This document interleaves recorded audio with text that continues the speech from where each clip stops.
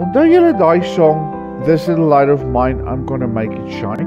Dit is wat ons idee is as ons hoor van Jesus se lig, dat ons Jesus se lig moet laat skyn vir ander mense, sodat hulle ook vreugde en gehoop kan kry. En dit is heeltemal waar, maar ons moet onthou dat Christus se lig in ons eie lewens skyn die helderste in moeilike tye. Kyk, soos wat lig nou deur donker wolke so nou en dan 'n ligstraal deurgaan. Dit is hoe Christus se lig in ons lewe lyk as dit donker is rondom ons. Dit wys ons 'n pad wat ons moet loop. Hoe nader ons aan Christus kom en hoe meer ons op hom vertrou in ons moeilike tye, hoe meer ons in sy lig inbeweeg, hoe meer kan ons lig vir die mense rondom ons skyn.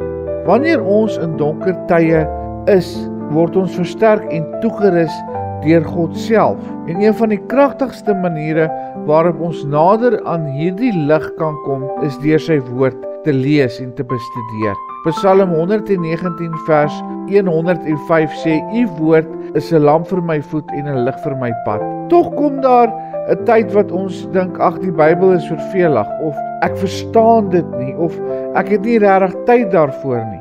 Maar daar moet niks 'n hoër prioriteit in ons lewens wees as om die woord van die Here te bestudeer nie. Want God se woord verander alles. Dit verander hoe ons moeilike tye sien, dit verander hoe ons onsself sien, en dit verander hoe mense rondom ons sien, want hoe meer tyd ons in God se woord spandeer, hoe meer verander dit my en jou. Kyk, die Bybel is nie net 'n boek nie. Dit is ons kommunikasiekanaal met ons hemelse Vader. Dit is waar hy ons bou. Dit is waar hy vir ons leiding gee. Dit is waar hy ons geloof verfyn.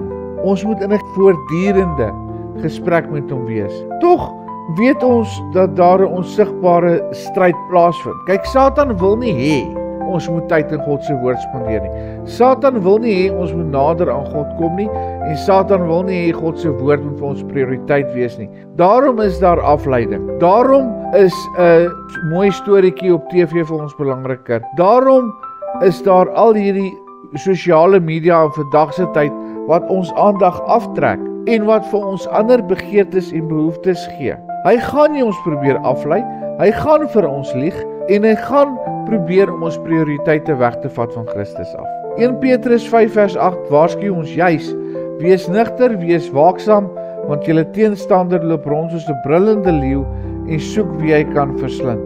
Wanneer ons egter kies om God se woord ons prioriteit te maak, weerstaan ons die vyand en laat ons toe dat God se lig deur ons skyn. Ons lig is nie uit ons eie nie, kom nie van ons eie krag af nie. Dit is God se lig wat ons vertroos, wat ons lei en wat ons help om deur te breek. Jesaja 60 vers 1 sê vir ons, staan op, word verlig, want jou lig kom en die heerlikheid van die Here gaan oor jou op. Mag ons vandag alles in ons vermoë doen om God se woord bo ons eie dinge te stel.